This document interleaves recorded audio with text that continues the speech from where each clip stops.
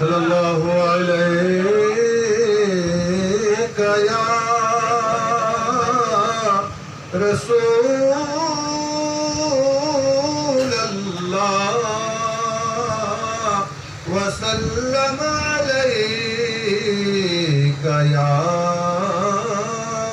हबीब अल्लाह। घर अब्दुल्ला जेवादाई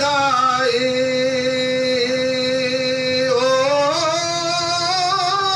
जिज अमीन अमनत बाई जज खुश हलीमा दाई जंजा पोया पुरियो सब ढावा भले असां दा मीर मोहम्मद जावा ओ तदे मुल्क थिया सब सावा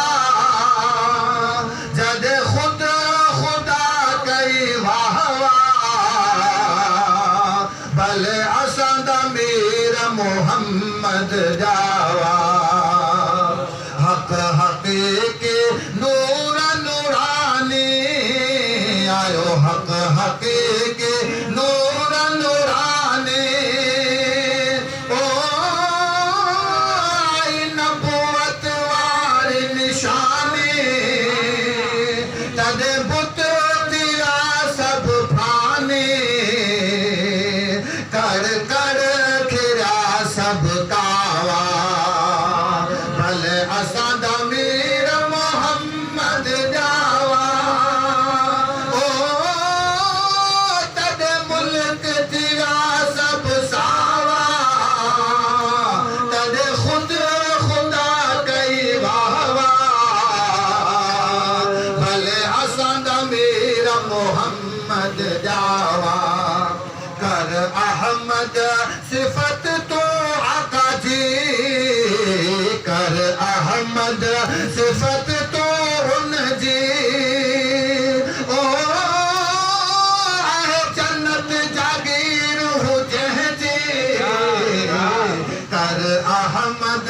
सिफत तो उन जी ओ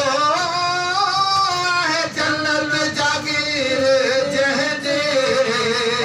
उत ताकत न हले बे कह जे चाहे इश्क सभई आ जाया भले असां दा मीर मोहम्मद जावा ओ तदे मुल्क थिया सब सावा तदे खुदा खुदा कई वाहवा वाहवा भले असां दा मीर मोहम्मद जावा। नबिया पाक जाओ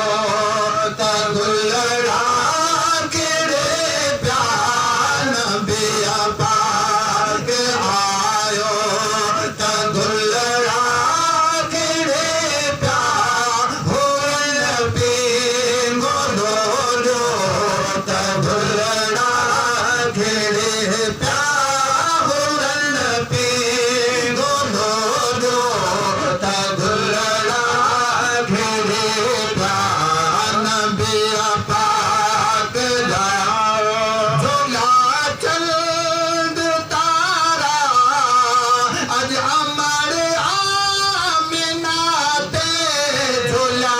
चंद तारा अमर आमिना ते खुदा जो आयो प्यारो तगुलड़ा केड़े प्यार हो नबी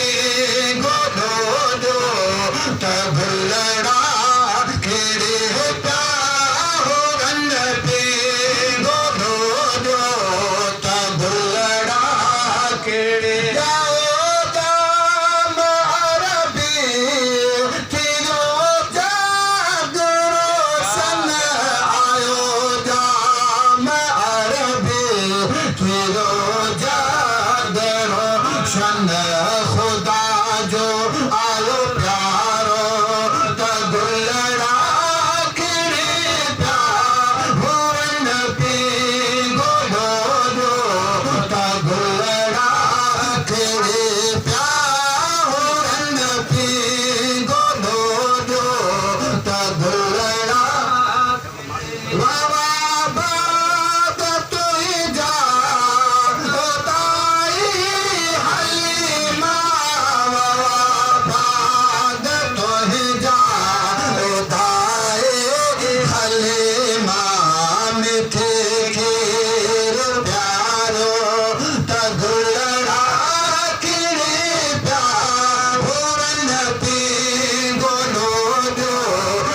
भुलड़ा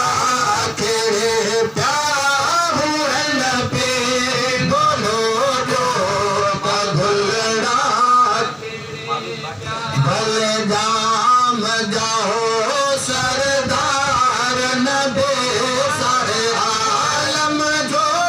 आधार नबे तुल चमन